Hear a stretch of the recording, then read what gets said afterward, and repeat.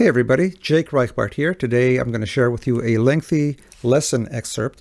So have your guitars ready and we're going to have some fun together arranging a song. Perhaps you've seen some of my many hundreds of solo guitar arrangements I have here on YouTube, and the inspiration for these arrangements is right here behind me, as you can see. I grew up with these vinyls, and I draw pretty much from any kind of style imaginable from the pop music of the past 100 years, everything from Glenn Miller to Van Halen, Alan Holdsworth to Motown, and pretty much anything in between. Beatles, I have perhaps 25 Beatles song arrangements, 20 Steely Dan song arrangements, same for Stevie Wonder, rock, hard rock, Deep Purple, Led Zeppelin, and of course tons and tons of classic jazz standards from the 40s and 50s, bebop, dance tunes, movie themes. And if you want to learn how to arrange any of these songs for solo guitar, I can teach you. Just like the excerpt that you're about to watch, which comes from a lesson that runs about 90 minutes, I have nearly 200 additional titles, and they are mostly song specific. I enjoy teaching through specific songs because I can show you hands-on how I approach arranging a song. What's nice about these lessons is that I don't just tell you, do this and you're done, but rather I'll take you through 3 or 4 or 5 different ways to play the same passage. I'll work with you on dynamics, on articulation, and 100 other things that you cannot just put to paper. As I mentioned, these lessons run approximately 90 minutes. The introduction, which runs usually 15 minutes, focuses on the right hand and rhythm, and in this introduction I go through my 3 pillars of rhythmic arranging, the first principle being melody and bass only, the second being rhythmic arpeggiation, and the third, of course, the down stroke that I play with my right hand fingernails to produce that backbeat that everybody asks me about. Nevertheless, I do have 2 main method lessons. The first one, how to arrange any song for solo guitar, running 2 hours, and also an introduction to fingerstyle guitar and solo guitar arranging, running 2 hours and 40 minutes. The information about these lessons, the cost, my full lesson list, as well as a link to the full performance of the song that we're working on today is below in the information. So expand the information, take a look, and let's get started. As I mentioned in the introduction, it was my goal with this most recent upload, my version of the song, to do a better job at representing the original by switching it to the original key and including the introduction and coming up with an ending from the live version. And with that in mind, let's start right with introduction. So there, in the original recording, there's kind of it almost sounds like a fade in, and to me it roughly sounds as if there's a measure of 4/4 with an A chord in it, except that because it was faded in, we only hear the last 3 beats of this chord. That's why you'll hear me play and then moving on to the next chord. And I also do so, again, this is just an interpretation and a way to try to kind of wink, I guess, towards, or a nod towards the original version. I kind of play it with a crescendo. I play soft, louder, and the last one loudest. Again, something that I felt as an interpretation, something that I would do. You can follow this or not at all, doesn't matter. Here's what I did. So, as I mentioned, I play 3 beats, which it's essentially would be 3 quarter notes of a measure, the last 3 quarter notes of a measure, of an A chord. In this case, I play an A, a very full sounding A chord, an A add 9 actually. It looks, from your vantage point, it looks as if I'm playing a bar chord of A, except that it's not exactly what it is. Like I said, it looks the same, but with my first finger, I don't press on all the strings. I only press on the bottom string, on the 6th string, the E string, on the 5th fret to get that A note. I also get the E, another A, and another C sharp, as you would expect, except that I also let the B and E strings ring open. I love that sound of fretted notes up the neck blended with open strings. Gives the chord a very shimmering acousticy type sound. And in this case, I get that add 9th, which I don't think exists in the original. So another important point to make here is that while I am attempting to recreate to a degree the original, I'm also adding my personal touches and flourishes. This should be understood, of course, as I'm trying to, well, first of all, just doing this as a sole guitar arrangement already is a personal way of doing things, but I'll add my little things, I guess, here and there. And the lesson here is that you should do the same. If you find something that you like to do that's a little bit different than me, make your own. That's the whole point here. So, A, E, A, this is all in the 5th position, C sharp, open B, and E. And I'll play it like 3 times. And the way I'm picking it is kind of like a piano pattern, like you're doing it with like that, da, da, da, da, da, da. So I play the bass, also the upper portion of the chord, and counterpoint it with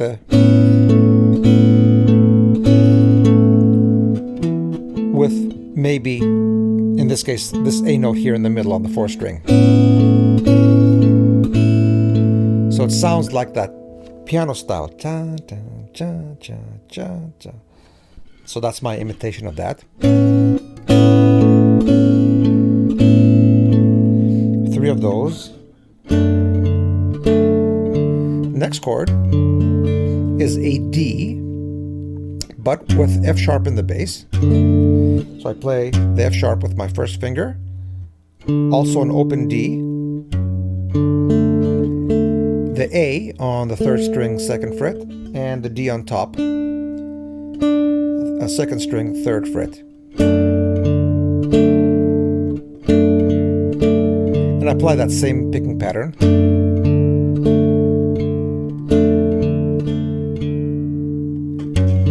And after that, I switch from this D major to a D minor, and since it is the 3, the F sharp that's in the bass, to turn it to a minor, I have to lower it half a step to an F natural.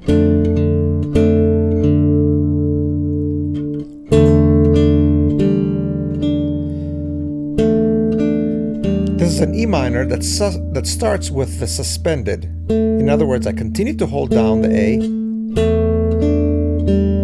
and I do the same picking pattern, but now I have the E in the bass.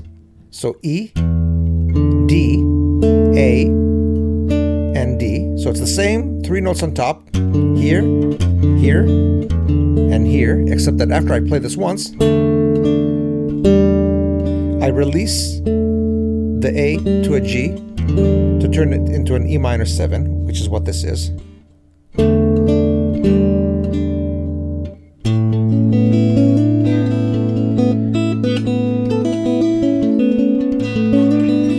I'm kind of goofing around here, but that flourish that is the fermata, in other words, the kind of open sound of the A chord before the rhythm comes in, I kind of take the opportunity to fool around with it.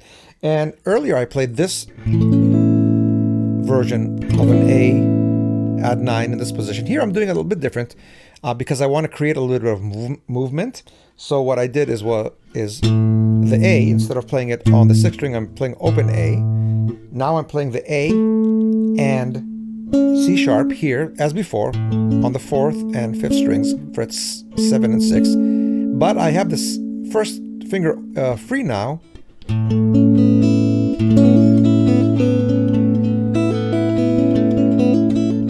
To kind of hammer on and create a little bit of flourishes, a little bit of movement again. And my 4th finger is also open to play this little back and forth between the 3 and the 4.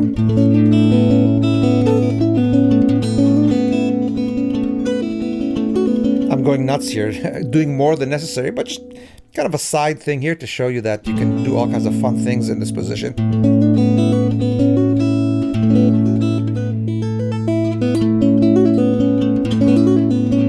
It's more of a fingerstyle sound, not something that I do a lot.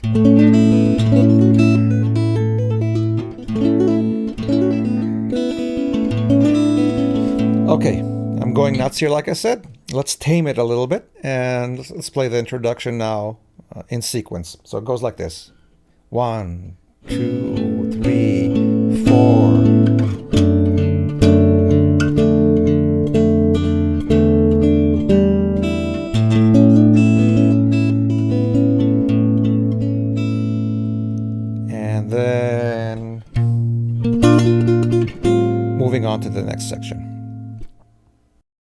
And we are now where the form of the song starts, and I mentioned in the introduction that we're going to play the entire form 3 times with a variety of minor differences, but really they all line up exactly. If you stack them on top of each other, these 3, they will play along the same with minor differences.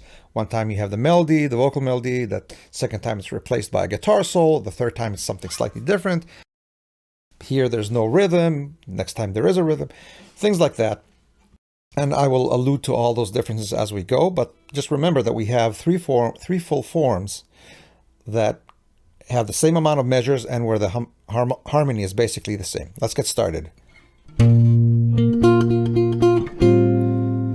On the beat, I play this B flat, so basically, remember we were just here. I move up 1 fret to the 6th fret, and I'm ready to play this form of B flat major. Very simple, not even major 7. Sometimes I'll play it, but in this case, very straight B flat major. So the notes I have under my fingers are the B flat, the F, even though I might not play the B flat and F together, because they are two bass notes, and playing them together might create a little bit more muddiness. But I'm holding it there just in case I do some additional fingering with my right hand. So B flat, F, another B flat, D, and that's my highest note here. So the first finger is holding down a bar, so this note is being held, but I'm not playing it. So that's my highest note. That's my melody note.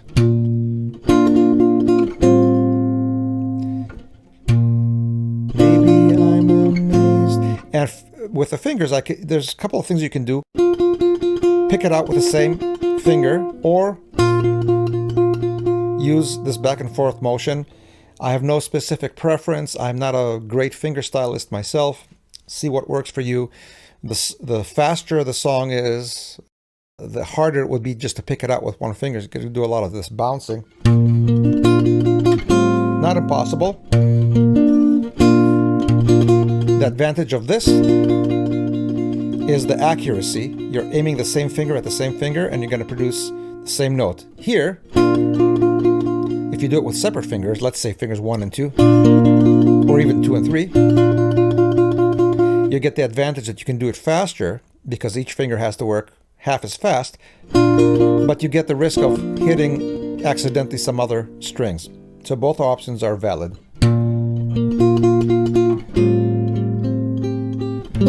The next chord, if I had to give it a name, would be an F add 9 with a 3 in the bass, which is an A.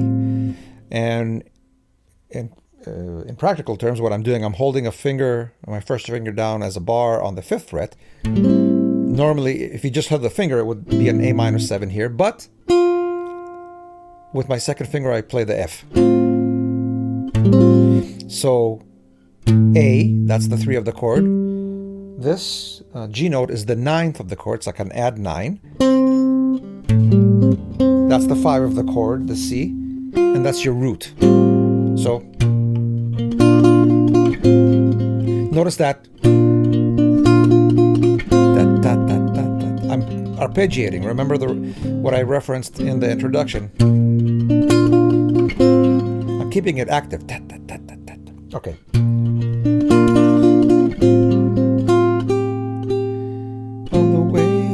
I add this note, that's the G note on the 2nd string, 8th fret, while in this position. Again, so I accidentally hit another string there, so let's do this again.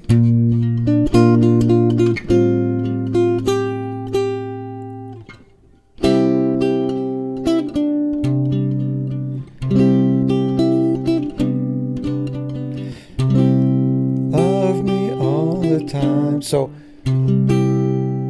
at this exact moment, I'm playing a C chord with G in the melody. The way I play it is a little weird for most people because I use my pinky to play the C triad, but most people will probably play it with their 3rd finger, which is equally. Classical players might play it with separate fingers, and in fact, you can play this whole position up here. But the next chord might be a little bit difficult to do up here, so I'm staying here. So, and the melody notes are the G, G, E, D. And when I play the D note, I change the chord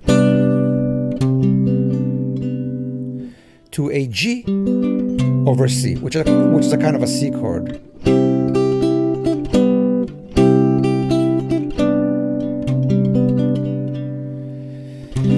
Now I should point out that right here at this exact moment when I'm playing this G over C, it's different than the next two times I'm doing it. The next two times, as we will see, is going to be G, but with B in the bass, so an actual G chord. So next time we do it,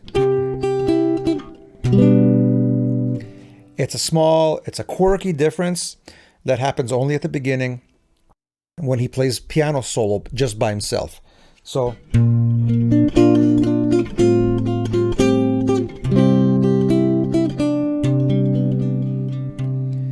that is the chord that he plays with the piano when it's just him before the band comes in. All right. Once more, summing this up, notice again the arpeggiation.